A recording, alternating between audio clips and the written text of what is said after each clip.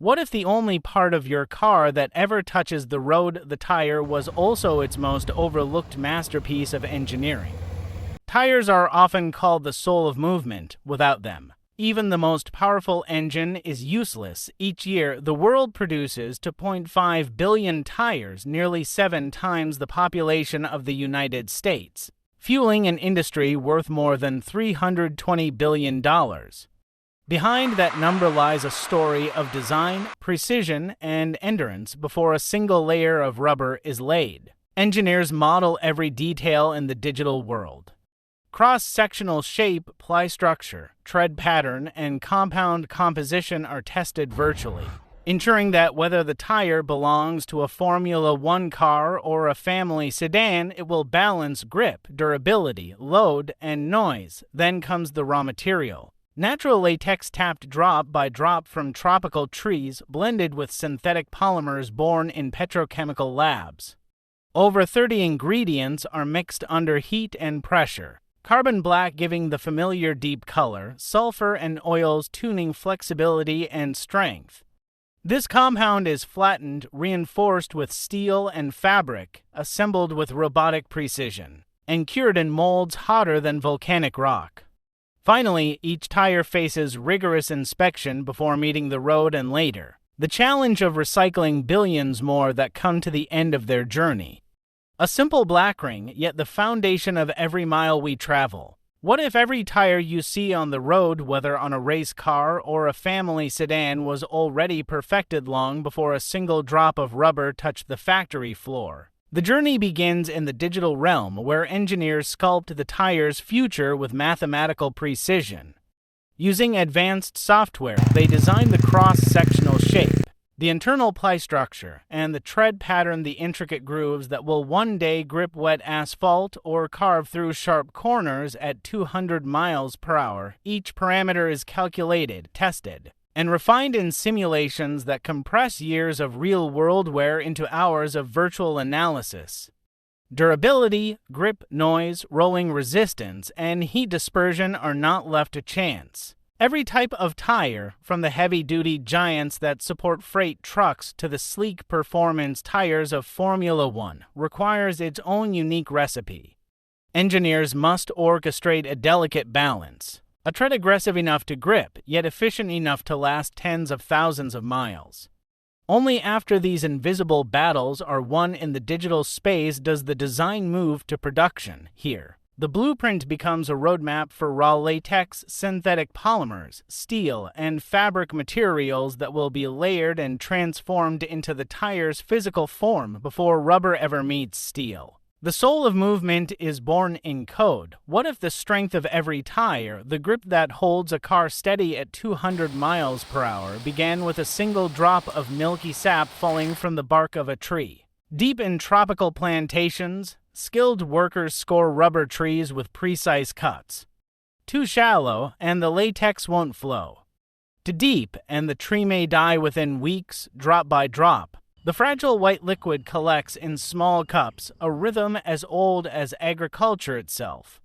To prevent coagulation, the latex is mixed with ammonia, then rolled, dried, and pressed into sheets of natural rubber. But nature alone cannot satisfy the demands of a world that produces 2.5 billion tires each year. More than 60% of every modern tire is synthetic engineered in chemical plants rather than forests. Through a process called polymerization, molecules like butadiene and styrene, extracted from oil and natural gas, are chained together into long, resilient polymers. Unlike natural rubber, this synthetic counterpart resists cold, heat, and abrasion, maintaining strength across tens of thousands of miles. The fusion of these two materials, one drawn slowly from living trees, the other born in reactors of fire and steel, creates the foundation of the tire. Nature provides flexibility, chemistry provides endurance, and together they form a substance capable of carrying the weight of the modern world. What turns raw rubber pale and fragile into the jet-black strength that carries cars across continents? The secret lies in the mixing stage, where chemistry and engineering collide. Raw sheets of natural and synthetic rubber are fed into colossal industrial mixers, machines as large as Rome's. Their steel rotors crushing and folding the material under blistering heat and pressure. Into this molten mass, more than 30 ingredients are introduced with surgical precision. Carbon black, a fine soot-like powder, binds to the rubber, making it tough enough to resist abrasion from asphalt. Softening oils ensure flexibility across scorching summers and icy winters. Sulfur, the catalyst of vulcanization, waits silently to harden and lock the rubber's molecular chains in the final cure. Other additives fine-tune properties like heat resistance, elasticity, and curing time, each one critical to performance. Within minutes, the pale sheets are gone. In their place emerges a thick, jet-black compound, glossy and dense, wound into heavy rolls and cooled for the next stage. But beneath its surface, something deeper has changed. A fragile natural material has been transformed into a reinforced polymer. Its molecules interlinked like armor. This is the moment the tire's true character begins to take shape: durability, endurance, and resilience, all encoded into black sheets waiting to be forged into the soul of movement. What transforms heavy rolls of rubber, steel, and fabric into something that finally resembles a tire? The answer is found in the assembly stage, where precision and power converge.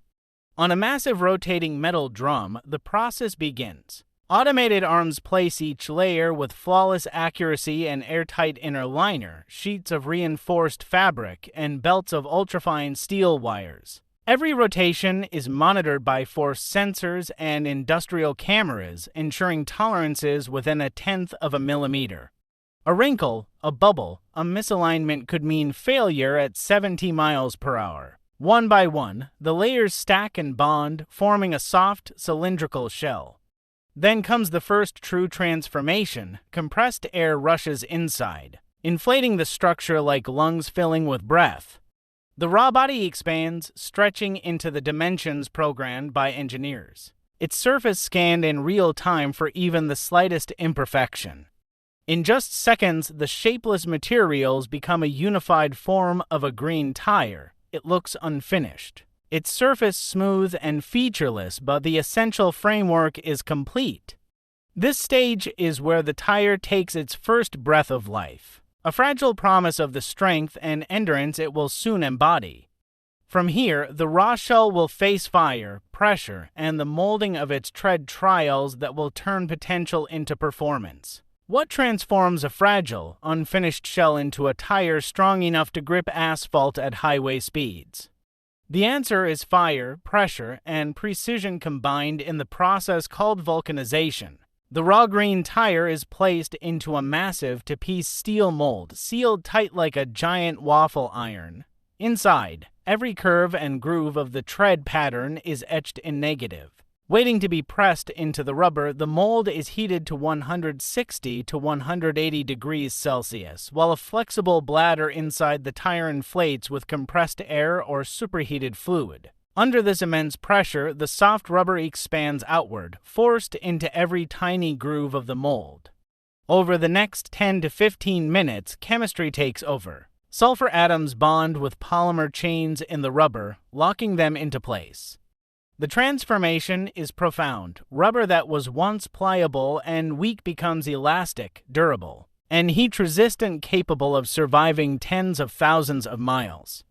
When the mold opens, the smooth shell has become something entirely different. A tire, complete with its unique tread, ready to channel water, grip corners, and endure punishment mile after mile. It is here, in this chamber of heat and steel, that the soul of the tire is forged, not just shaped, but strengthened for the road ahead. What proves that a tire fresh from the mold can truly carry the weight of a car at highway speeds before it ever touches the road? Every tire must survive a gauntlet of tests that push it to the edge of failure. The first trial is geometry. Industrial lasers scan the entire surface, measuring roundness, center alignment, and thickness down to fractions of a millimeter. Even the slightest imbalance could cause vibration at high speeds, so any defect is immediately flagged. Next comes endurance. The tire is mounted on a rotating spindle, inflated beyond its normal pressure and spun at high velocity.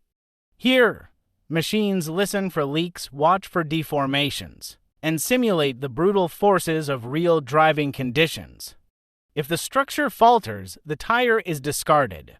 But the most revealing test lies beneath the surface. Advanced X-ray systems peer inside the tire, exposing hidden flaws invisible to the naked eye: misaligned layers, air pockets, or weak bonds. Only those that pass every stage receive the approval stamp. At this moment, the tire is no longer a fragile experiment of rubber and steel. It becomes roadworthy and trusted to carry families, freight, and even Formula One cars through heat, rain, and time itself. Here, perfection isn't optional. It's the difference between safety and disaster. What happens when a tire has traveled its last mile, its tread worn smooth by hundreds of thousands of rotations? The story doesn't end at the scrapyard, because even old rubber can be reborn. Each year, billions of discarded tires pile up in landfills, towering black monuments to mobility. Unlike organic waste, these rings of steel and polymer refuse to decompose, left alone. They leach microplastics into soil and waterways, or worse, when burned, release toxic clouds of dioxins and benzene. The very durability that makes tires essential on the road turns them into a challenge for the planet. But new technologies are rewriting this ending through mechanical shredding. Worn-out tires are reduced to fine rubber granules. Under heat, pressure, and chemical treatment, part of their elasticity is restored, blended with fresh compounds. This recycled rubber finds its way back into production, often forming the inner liners or cushioning layers of new tires. Typically, it accounts for 10 to 20% of a tire's mass. A modest figure, but a crucial step toward sustainability. Beyond the factory, recycled rubber fuels creativity, children's playgrounds, athletic tracks, even soundproofing walls. Each reinvention reduces waste and redefines value. A tire's first life may end on the asphalt, but its second can echo across new landscapes, proof that even the soul of movement can be renewed. From a droplet of latex falling in a quiet tropical forest to a tire gripping asphalt at 200 miles per hour, the story of the tire is the story of transformation. It begins with meaning. The soul of movement, the only bridge between machine and road. From there, design takes shape in the digital world, where engineers model every curve, every tread, every hidden layer. Raw materials, latex from living trees, and polymers born in chemical reactors are blended with carbon black, sulfur, and oils, fused into compounds as dark and dense as volcanic rock. Strength is forged through reinforcement, fabrics stretched, steel wires aligned, layers stacked with robotic precision. A green shell inflates on a metal drum. Then enters the furnace of vulcanization, where heat and pressure carve the tread that will carry millions of vehicles forward. Each tire is tested under lasers, air, and X-rays, every flaw exposed, because perfection is the line between safety and catastrophe. And when its journey ends, the cycle continues. Shredded and reformed, old tires return as new layers of rubber, as playgrounds, as tracks, as walls prove that durability can outlive its first purpose. The tire may seem ordinary, a black ring of rubber, yet within it lives a story of science and sweat, of forests and factories, of roads traveled and futures renewed. It is more than a product, it is a symbol of endurance, innovation, and the endless pursuit of motion.